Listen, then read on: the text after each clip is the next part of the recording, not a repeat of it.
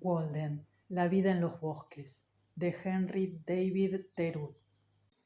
Cuando escribí las páginas que siguen, o más bien la mayoría de ellas, vivía solo en los bosques, a una milla de distancia de cualquier vecino, en una casa que yo mismo había construido a orillas de la laguna de Walden, en Concord, Massachusetts. Y me ganaba la vida únicamente con el trabajo de mis manos. En ella viví 2 años y 2 meses. Ahora soy de nuevo morador en la vida civilizada. No habría impuesto tanto mis cosas a la cortesía de mis lectores si no hubiera sido por las muy concretas preguntas que muchos conciudadanos me hicieron con relación a mi modo de vivir. Me han preguntado qué tenía yo como alimento, si no me sentía solo, si no tenía miedo o cosas parecidas. Pediré perdón a aquellos lectores no particularmente interesados en mí si en este libro me propongo contestar alguna de estas preguntas. En la mayoría de los libros, el yo o primera persona es omitido. En este será conservado. Esa es la principal diferencia con respecto al egotismo. Generalmente no recordamos que, después de todo, es siempre la primera persona la que habla. No hablaría tanto sobre mí mismo si hubiera alguien a quien conociera tan bien como a mi persona. Desgraciadamente, estoy limitado a este tema por la estrechez de mi experiencia. He viajado bastante por Concord y en todas partes, en tiendas, oficinas, campos, los habitantes me han parecido estar haciendo penitencia en 1000 formas extraordinarias. Los 12 trabajos de Hércules eran insignificantes comparados con los que mis vecinos se han empeñado en realizar, porque aquellos eran solamente 12 y tenían un final, pero yo nunca he podido ver que estos hombres hayan matado o capturado algún monstruo o terminado una labor. No tienen un amigo como Yolas que queme la raíz de la cabeza de la hidra con un hierro candente, sino que tan pronto como una cabeza es aplastada, 2 más surgen. Pero los hombres trabajan bajo la influencia de un error. La parte mejor del hombre muy pronto es arada para abono de la tierra. Por un aparente destino comúnmente llamado necesidad, los hombres se dedican, según cuenta un viejo libro, a acumular tesoros que la polilla y la herrumbre echarán a perder y que los ladrones entrarán a robar. Esta es la vida de un tonto, como comprenderán los hombres cuando lleguen al final de ella, si no lo hacen antes. Hasta en este país relativamente libre, la mayoría de los hombres, por mera ignorancia y error, están tan preocupados con los artificiales cuidados e innecesarios trabajos rudos de la vida que no pueden cobrar sus mejores frutos. Sus dedos, de tanto trabajar, son demasiado torpes y tiemblan demasiado. Realmente el jornalero no tiene tiempo libre para vivir con verdadera integridad todos los días. No le es permitido mantener las relaciones más viriles con los hombres, porque su trabajo sería despreciado en el mercado. No tiene tiempo de ser otra cosa que una máquina. ¿Cómo va a recordar bien su ignorancia, según requiere su crecimiento? ¿Quién tiene que usar sus conocimientos tan a menudo? Algunas veces deberíamos alimentarlo y vestirlo gratuitamente y abastecerlo con nuestros licores antes de juzgarlo. Las mejores cualidades de nuestra naturaleza, al igual que la lozanía de las frutas, solamente pueden ser conservadas por las manipulaciones más delicadas. Sin embargo, ni a unos ni a otros, ni a nosotros mismos nos tratamos con esa dulzura. La mayoría de los hombres viven una vida de tranquila desesperación. Lo que llamamos resignación no es más que una confirmación de la desesperación. De la ciudad desesperada pasamos al campo desesperado y tenemos que consolarnos con la magnificencia de los bisones y ratas almíscleras. Hasta detrás de los llamados juegos y diversiones de la humanidad se encuentra una desesperación estereotípica, aunque inconsciente. No hay diversión en ellos, porque ésta viene solo después del trabajo, pero no hacen cosas desesperadas, es una característica de la sabiduría. Cuando consideramos cuál es la principal finalidad de los hombres, para hacer uso de las palabras del catecismo, y sus principales necesidades y medios de vida, pareciera que hubieran elegido deliberadamente esta forma de vivir porque la prefieren a cualquier cosa. Sin embargo, ellos piensan honradamente que no es posible elección alguna. Pero las naturalezas activas y saludables recuerdan que el sol ascendió con claridad. Nunca es demasiado tarde para renunciar a nuestros prejuicios. No se puede creer firmemente, sin pruebas, en alguna forma de pensar o de hacer, por antigua que sea. Lo que hoy todo el mundo repite y acepta como verdadero puede convertirse en mentira mañana. Una mera opinión de humo que algunos creyeron fuera nube que daría agua fertilizadora para los campos.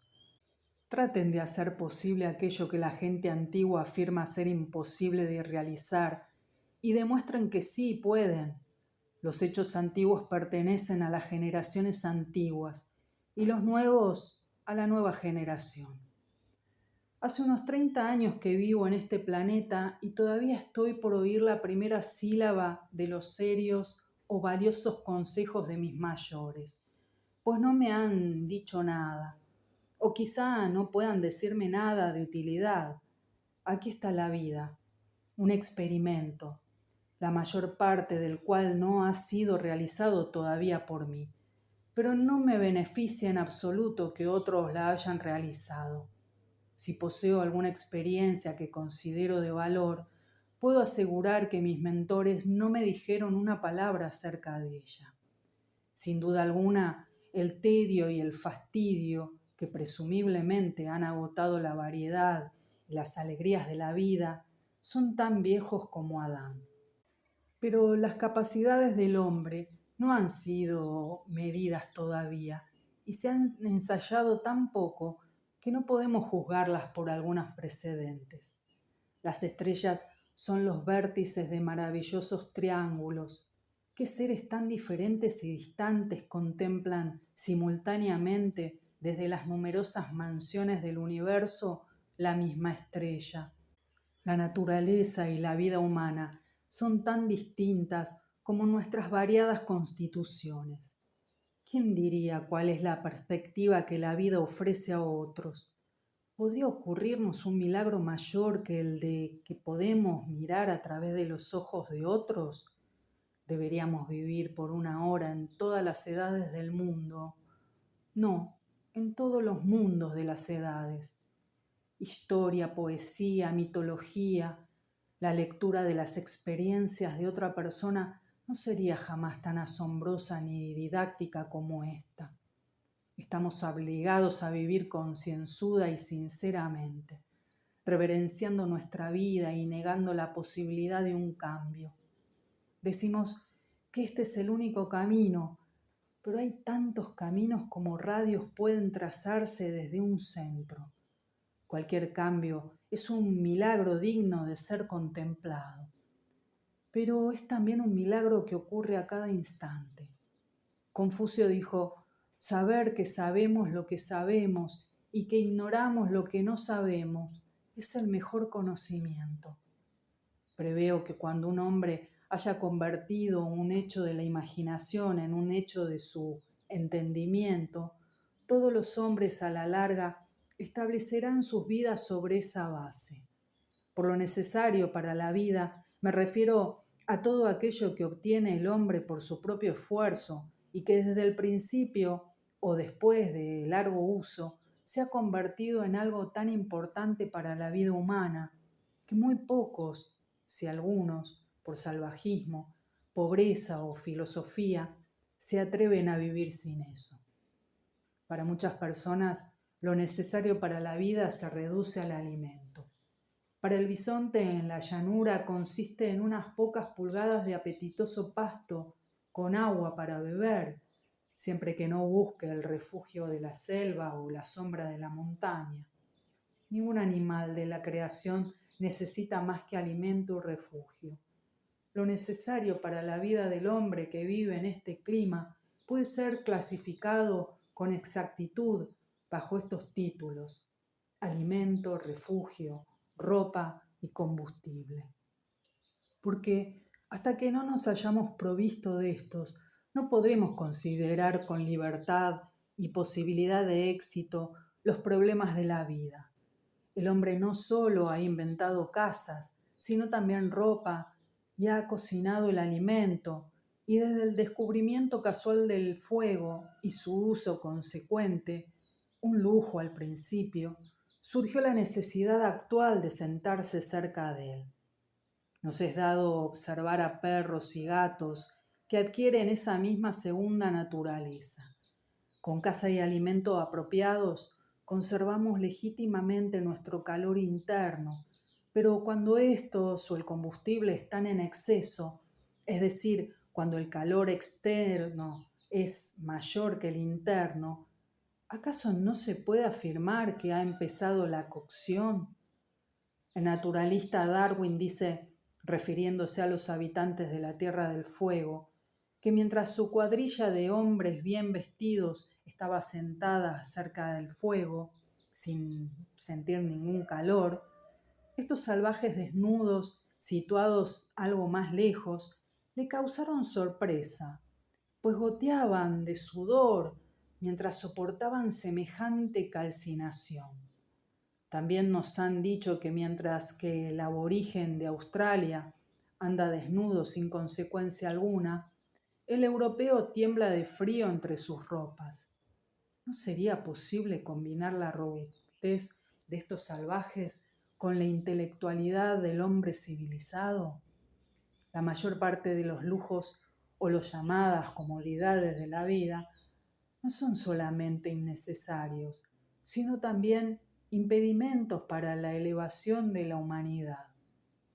En lo que se refiere a los lujos y comodidades de la vida, diré que los más sabios siempre han vivido vidas más simples y pobres que las vidas de los mismos pobres. Nadie puede ser un observador sabio e imparcial de la raza humana si no se encuentra en la ventajosa posición de la que deberíamos llamar pobreza voluntaria. El fruto de una vida lujosa es el lujo, ya sea en agricultura, comercio, literatura o arte. Hoy en día tenemos profesores de filosofía, pero no filósofos. Sin embargo, enseñarla es admirable, porque en un tiempo todavía lo fue vivirla. Ser un filósofo no consiste en tener pensamientos sutiles meramente, ni en fundar una escuela, sino en amar la sabiduría tanto como para vivirla de acuerdo con sus dictados, para llevar una vida de simplicidad, independencia, magnanimidad y confianza. Consiste en resolver no solo teóricamente algunos problemas de la vida, sino también prácticamente. ¿Cuál es la naturaleza del lujo que anula y destruye a las naciones?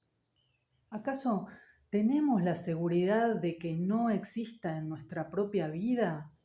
El filósofo está por delante de su época, aún en la forma externa de su vida. No es alimentado, albergado, vestido o calentado como sus contemporáneos. ¿Cómo puede un hombre ser un filósofo sin mantener su calor vital por métodos mejores que los del resto de los hombres? Una vez que el hombre es calentado, ¿qué más desea? Seguramente no quiere más de ese entibiamiento, sino alimento mejor y más rico, mayores y más espléndidas casas, ropas abundantes y de mejor calidad, fuegos más continuos y de más rendimiento en calor y otras cosas parecidas. Cuando un hombre ha obtenido todo lo nombrado anteriormente, ¿existe otra alternativa aparte de la que de adquirir cosas superfluas, la de arriesgarse en la vida, ahora que han comenzado sus vacaciones del trabajo humilde. Pareciera que la tierra es apropiada para la semilla, porque ésta ha mandado su radícula hacia abajo y ahora puede mandar el tallo hacia arriba con entera confianza. ¿Cuál es la razón por la cual el hombre se ha arraigado a la tierra, sino para poder elevarse hacia los cielos en la misma proporción? Porque las plantas más nobles son valoradas por el fruto que llevan al fin al aire y a la luz lejos del suelo, y estas no son tratadas como las plantas comestibles más humildes, que a pesar de ser bienales son cultivadas solamente hasta que han perfeccionado su raíz, y a menudo son cortadas en la punta con esta intención, en forma tal que la mayoría de la gente no las reconocería en su época floreciente. Mi intención no es prescribir reglas a los hombres de naturaleza fuerte y valiente, que cuidarán de sus propios asuntos tanto en el cielo como en el infierno, y quizá edificarán con más magnificencia y gastarán el dinero más profusamente que los más ricos, sin llegar jamás a empobrecerse, ignorando cómo viven, si en realidad hay personas así como se las ha soñado, ni aquellas que encuentran coraje e inspiración precisamente en el estado presente de las cosas y lo acarician con la afición y el entusiasmo de los enamorados, y en cierto modo me incluyo entre estos. Tampoco les hablo a aquellos que tienen un buen empleo en cualquier circunstancia y que saben si este empleo es bueno o no. Les hablo principalmente a la gran cantidad de hombres que están disconformes y que se quejan ocasionalmente de la dureza de sus destinos o de los tiempos en que viven, siendo que tienen la posibilidad de mejorarlos.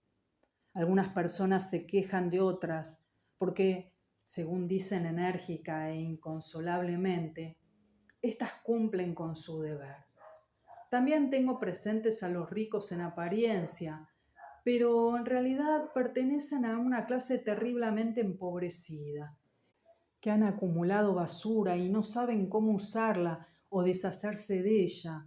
En esta forma han fraguado sus propias prisiones de plata u oro. Si me atreviera a contar de qué manera deseaba pasar mi vida años atrás, sorprendería mucho a los lectores que la ignoran. Solo voy a indicar algunas de las empresas que he acariciado. En cualquier época y en cualquier hora del día y de la noche, siempre he estado ansioso por mejorar la oportunidad que se me presentara y también por documentarla, por pararme sobre el encuentro de dos entidades, el pasado y el futuro, que es precisamente el momento presente, por acatar esa regla. Me perdonarán sin duda algunos pasajes no muy claros, porque en mi oficio hay más secretos que en la mayoría de los hombres. Pero estos secretos no son guardados intencionalmente por mí, sino que son inseparables de su naturaleza. Sería un placer para mí contar todo lo que sé acerca de ellos y no hallarme obligado a escribir en mi puerta prohibida la entrada. Poder anticiparse no solo a la salida del sol y la aurora, sino también, si fuera posible, a la misma naturaleza. Cuántas mañanas en verano y en invierno, antes de que ningún vecino hubiera comenzado a preocuparse por sus tareas, yo ya estaba trabajando.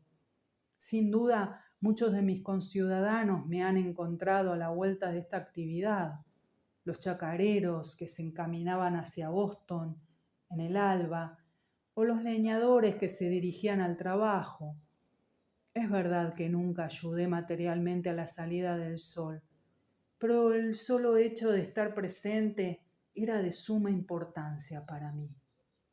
Ay, cuántos días de otoño y de invierno pasé en las afueras de la villa, tratando de oír lo que había en el viento, de escucharlo y manifestarlo prontamente. Casi naufragó en eso todo mi capital y perdí mi propia respiración en la empresa. Si hubiera a ello concernido a alguno de los partidos políticos, pueden estar seguros de que habría aparecido en el periódico entre las noticias más importantes. Otras veces miraba desde el observatorio de algún árbol o roca para poder telegrafiar la noticia de la llegada de alguien, o esperaba al atardecer sobre la cima de una colina que el cielo se cayera y pudiera apoderarme de algo, aunque nunca me apoderé de mucho, y eso al igual que el maná se disolvía en el sol. Durante un largo tiempo fui cronista de un diario cuya circulación no era muy grande, y el editor hasta ahora no ha encontrado propicias para ser publicadas la mayoría de mis colaboraciones. Y como ocurre generalmente a los escritores, solo obtuve dolores a cambio de mis esfuerzos. De todas formas, en este caso mis esfuerzos fueron su propia recompensa. Durante muchos años fui inspector, nombrado por mí mismo, de tormentas de lluvia y nieve, y cumplí fielmente con mi deber, inspector no de los caminos reales, sino de los senderos del bosque y de los que cruzaban los terrenos, a los que mantenía abiertos y viables en todas las épocas del año. Las pisadas del público han dejado en ellos un testimonio de su utilidad. He cuidado el ganado salvaje de la villa, que saltando los cercos da muchos trabajos al pastor fiel, y he vigilado los poco frecuentados escondrijos y rincones de las granjas, a pesar de no saber siempre si Jonás o Salomón trabajaban ese día en un campo determinado. Esa no era mi tarea. He regado la roja galluva, la cereza de los arenales y el álmes, el pino colorado y el fresno negro, la vid blanca y la violeta amarilla, que en caso contrario podrían haberse marchitado en épocas de sequía. Para abreviar, diré que así seguí durante un largo tiempo, ocupándome de mi trabajo escrupulosamente, y no lo digo con jactancia, hasta que fue evidente que mis conciudadanos no me admitirían en la lista de los funcionarios del pueblo, ni me ofrecerían un puesto con un sueldo moderado. La vida que los hombres elogian y consideran venturosa no es más que de una clase. ¿Por qué debemos exagerar el valor de una clase en perjuicio de otras? Viendo que mis conciudadanos no iban a ofrecerme ninguna sala en el juzgado, ni ningún curato o modo de ganarme la vida, sino que tendría que valerme por mí mismo, me volví más exclusivamente que nunca hacia los bosques, donde era mejor conocido. Decidí entrar en actividad enseguida, sin esperar a adquirir el capital que debía reunirse, sino haciendo uso de los reducidos medios de que yo disponía. Al dirigirme a la laguna Walden, no era mi intención vivir ahí baratamente ni con lujos, sino despachar algunos negocios privados con el menor número de obstáculos.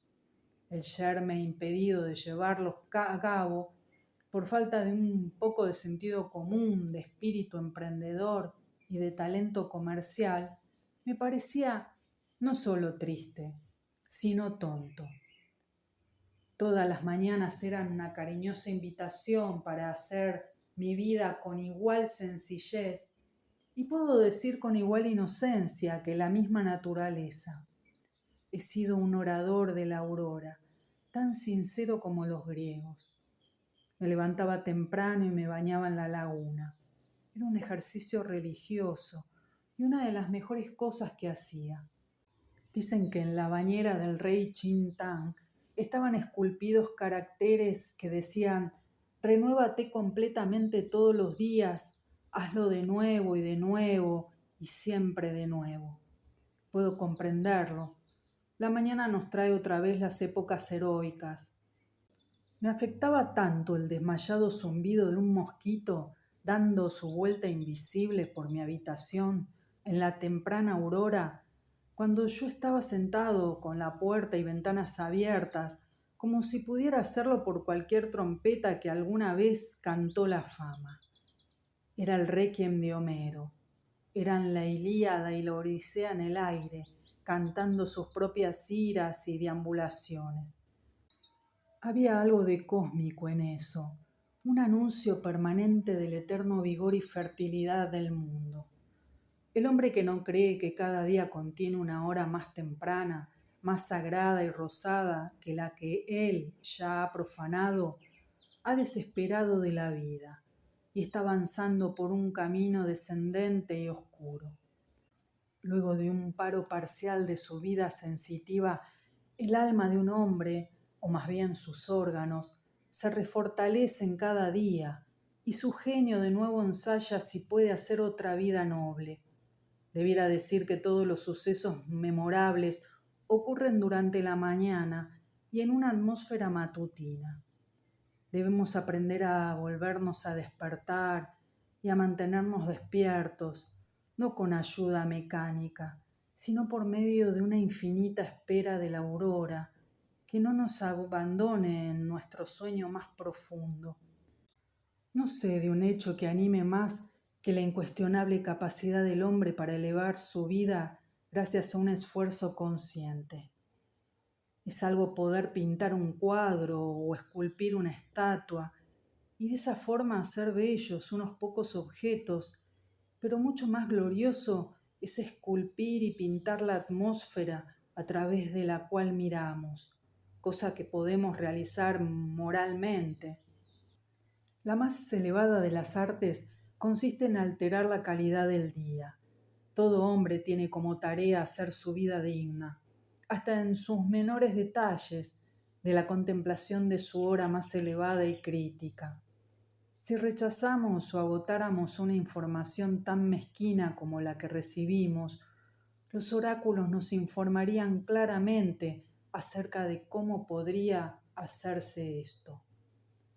Fui a los bosques porque quería vivir deliberadamente, enfrentar solo los hechos esenciales de la vida y ver si podía aprender lo que ella tenía que enseñar, no sea que cuando estuviera por morir descubriera que no había vivido.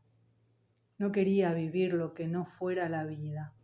Es tan hermoso el vivir. Tampoco quise practicar la resignación, a no ser que fuera absolutamente necesaria.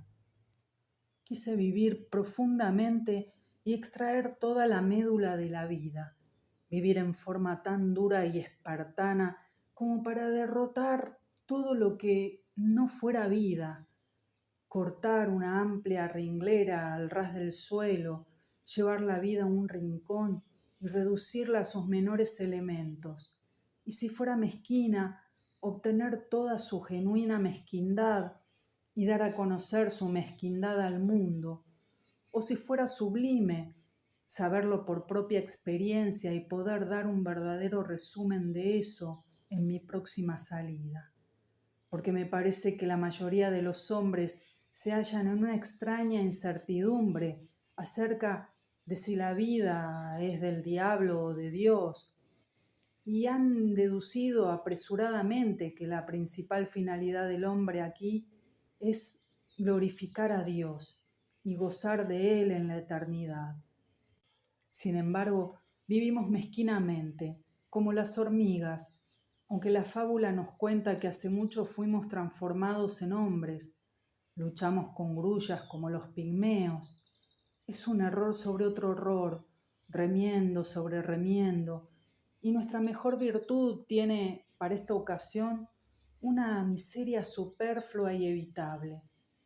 Nuestra vida está desmenuzada por los detalles. Un hombre honrado pocas veces necesita contar más que sus 10 dedos, o en casos extremos puede añadir los otros 10 de los pies y comprar a bulto el resto. Sencillez, sencillez. Que tus asuntos sean 2 o 3 y no 100 o 1000, en lugar de 1.000.000. Cuenta media docena y lleva sus cuentas sobre la uña de tu pulgar.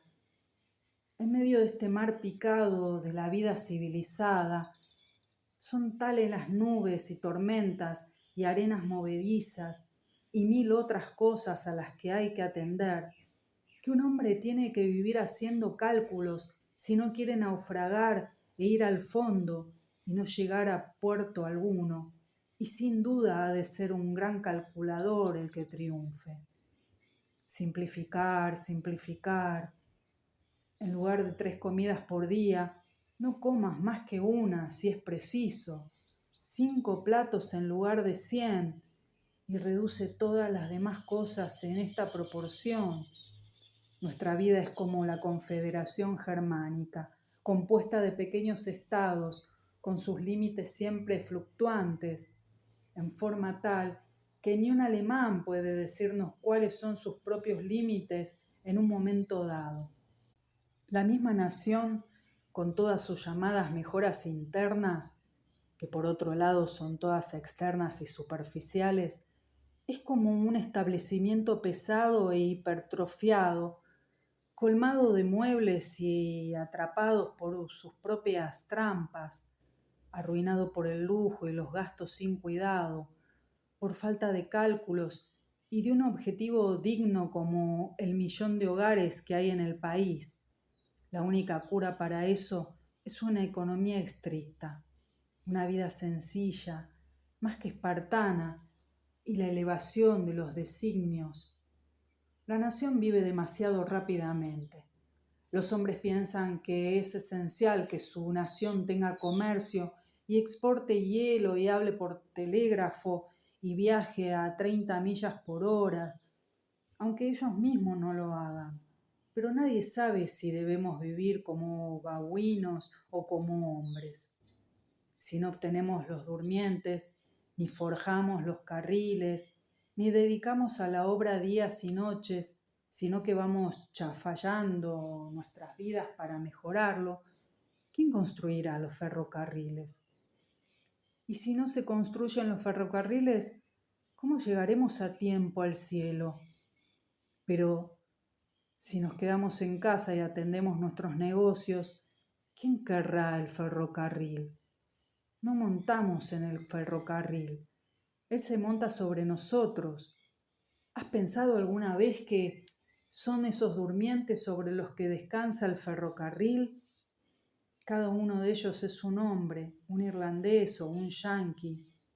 Los rieles se asientan sobre ellos y están cubiertos de arena y los vagones se les deslizan encima. Te aseguro, son sólidos durmientes. Y cada año un nuevo lote de durmientes es colocado y se pasa por encima de ellos, de tal forma que si algunos tienen el placer de montar sobre rieles, otros tienen la desgracia de ser montados. Y cuando los trenes corran sobre un hombre que está paseando en su sueño, un durmiente supernumerario en posición errónea, y lo despiertan, de repente detienen los vagones y gritan como si se tratara de algo excepcional. Estoy contento de saber que cada 5 millas se emplea una cuadrilla de hombres para mantener a la misma altura los durmientes en sus lechos, porque es un signo de que pueden levantarse de nuevo alguna vez. ¿Por qué debemos vivir con semejante apresuramiento y desprecio de la vida? Estamos decididos a morir de hambre antes de tener hambre. Los hombres dicen que una puntada a tiempo evita 9, y así dan hoy 1000 puntadas para evitar 9 en el futuro. En cuanto al trabajo, no tenemos ninguno de importancia. Padecemos el baile de San Vito, y nos es imposible tener quietas nuestras cabezas.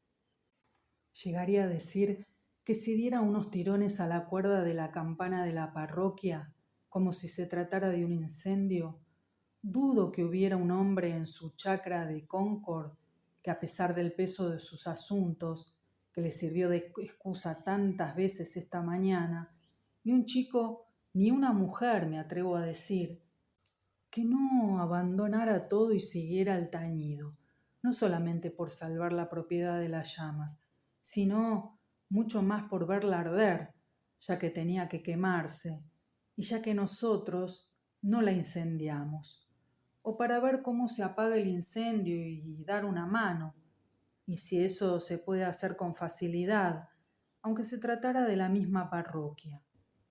Es raro que el hombre que habiendo dormido una siesta de media hora luego de la comida, no pregunte al levantarse, ¿qué hay de nuevo?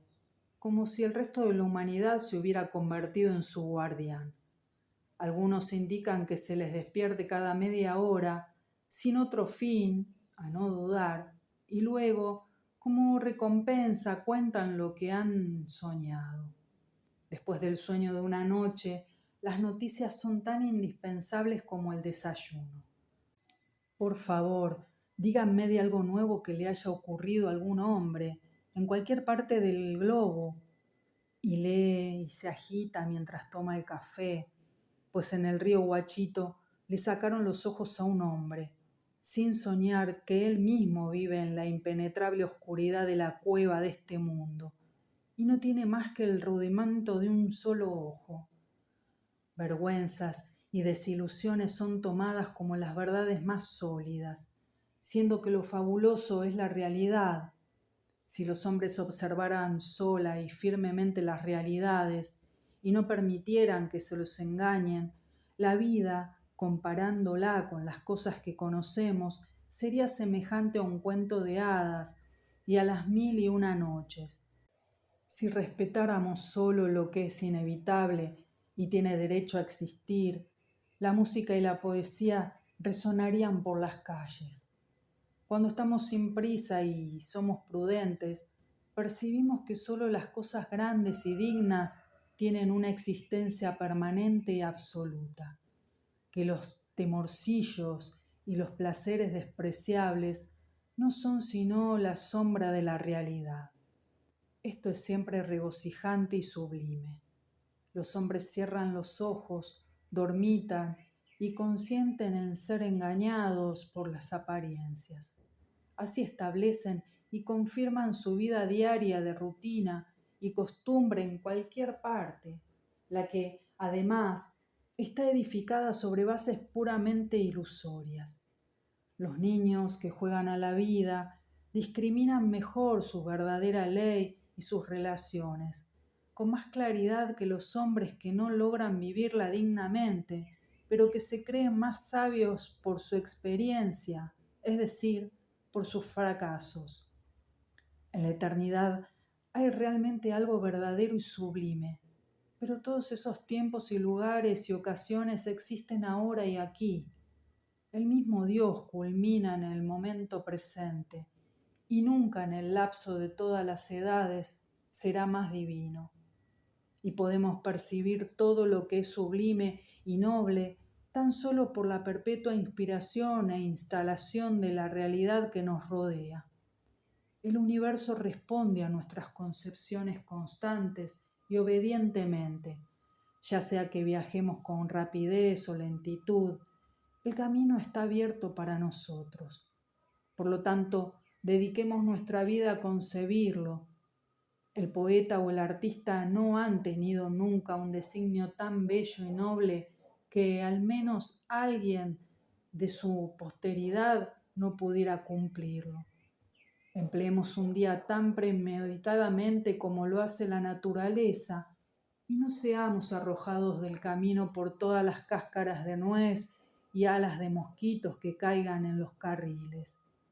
Levantémonos temprano, desayunemos gentilmente y sin perturbaciones, que la compañía venga y vaya, que las campañas tañan, que los niños alboroten.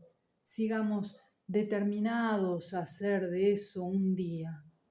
¿Por qué habríamos de someternos y seguir con la corriente?